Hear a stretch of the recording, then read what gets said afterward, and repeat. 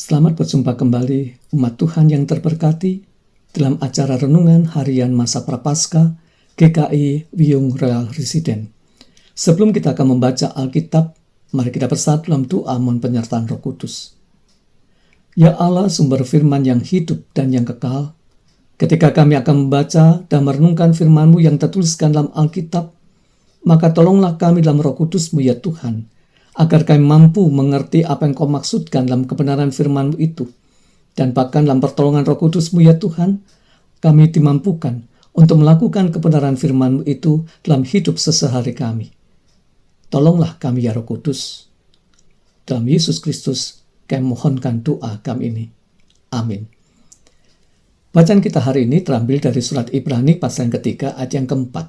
Saya bacakan untuk kita sekalian. Sebab setiap rumah dibangun oleh seorang ahli bangunan, tetapi ahli bangunan segala sesuatu ialah Allah. Demikianlah firman Tuhan. Renungan kita hari ini saya berikan judul Yesus melebihi Musa.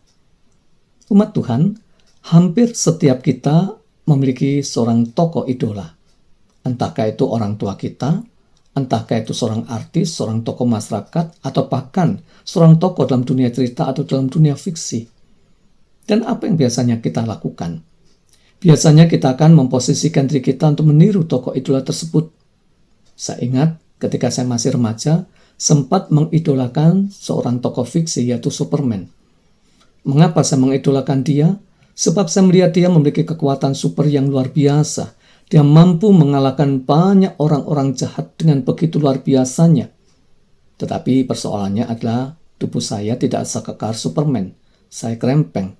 Oleh karena itu yang saya tiru hanyalah sampai sebatas meniru tatanan rambut, yaitu berbentuk huruf S. Dan siapa tokoh idola, saudara? Orang-orang Yahudi menempatkan Musa sebagai tokoh idola.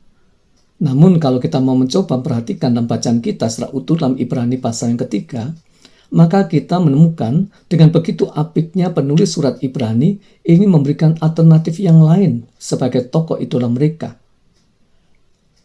Penulis surat Ibrani mencoba mempertemukan Musa sebagai tokoh orang-orang Yahudi dengan Yesus.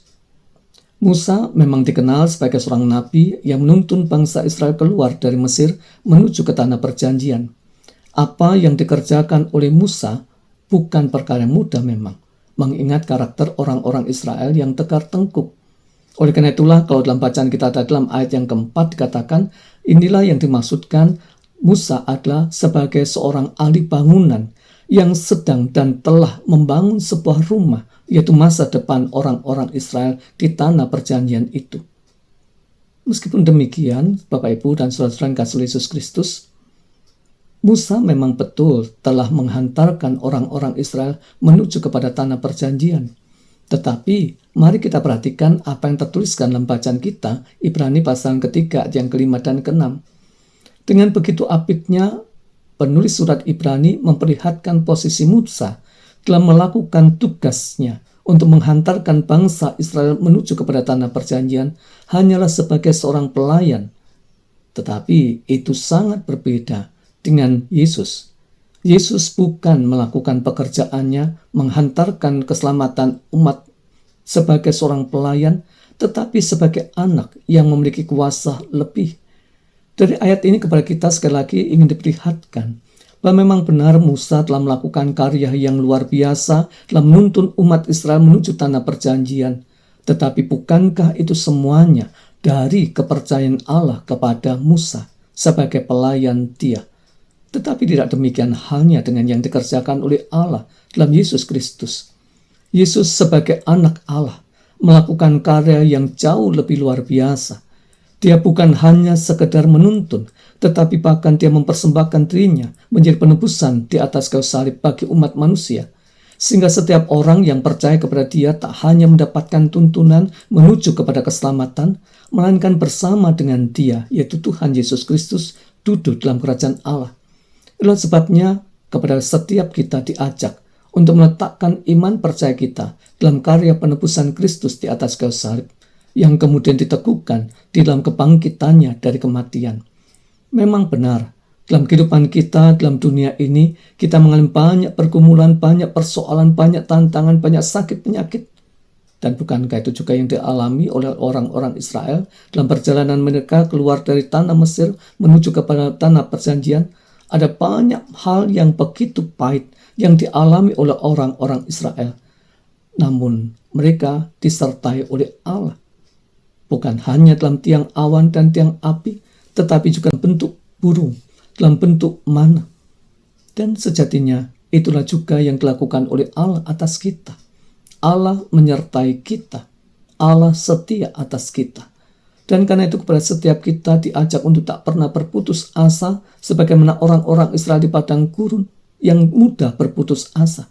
Namun kita diharapkan oleh Allah dengan iman yang teguh melangkahkan kaki dalam pengembaraan di dunia ini dalam sebuah pengharapan yang kuat bahwa pada akhirnya akan duduk bersama dengan Kristus dalam kemuliaannya di surga.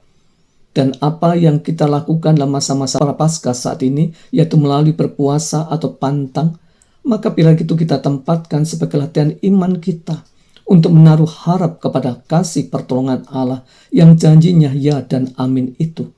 Melalui masa-masa prapaskah di mana kita berpuasa yang tentunya membuat kita lapar, masa-masa di dalam masa prapaskah di mana kita melakukan pantang yang tentunya mendatangkan ketidaknyamanan tersendiri itu, kita sedang melatih iman kita untuk hanya menaruh harap kepada kasih dan pertolongan Tuhan. Di saat kita lapar, kita menaruh harap bahwa Allah memberikan kekuatan kepada kita, sehingga kita bisa bertahan sampai pada saatnya. Kemudian kita bisa menghilangkan rasa lapar kita dengan makan. Kita berpantang, kita menaruh harap kepada pertolongan dan kasih Allah, sehingga kita bisa melewati masa-masa pantang kita itu dengan baik, sampai pada saatnya kita boleh menemukan kasih setia Allah, ternyata iya dan pasti. Dalam masa-masa yang tidak menyenangkan sekalipun, kita tetap terpelihara dengan baik oleh Allah. Persoalannya, apakah kita mau setia dalam latihan iman ini? Dengan berpuasa, dengan berpantang dalam masa-masa prapaskah ini? Ataukah kita lebih mengedepankan pemuasan hawa nafsu sesaat kita, memuaskan hasrat kita, dan tidak mau memanfaatkan waktu yang begitu indah ini untuk melatih iman kita, bersandar dan berharap kepada Allah? Amin. Mari kita bersatu dalam doa. Tuhan, kami datang menghadap kehadirat-Mu dengan penuh rasa syukur, karena Engkau boleh mengingatkan kepada kami, siapakah Engkau, ya Tuhan kami Yesus Kristus. Engkau bukan hanya menghantarkan kami menuju kepada tanah perjanjian semata, tetapi Engkau akan bersama dengan kami, dan bahkan kami akan Kau tempatkan bersama dengan Engkau dalam kerajaan surga untuk menikmati kemuliaan-Mu. Oleh karena itulah ya Tuhan, tolonglah kami agar kami mampu menjaga kehidupan iman kami dengan baik. Tolonglah kami ya Tuhan, agar kami mampu memelihara iman kami kepada Engkau dengan tepat, yaitu mendengarkan kebenaran firman-Mu dan mengizinkan kebenaran firman-Mu itu mengubahkan kehidupan kami, sehingga kehidupan kami semakin lama semakin serupa dengan Kristus yang menjadi tokoh idola kami.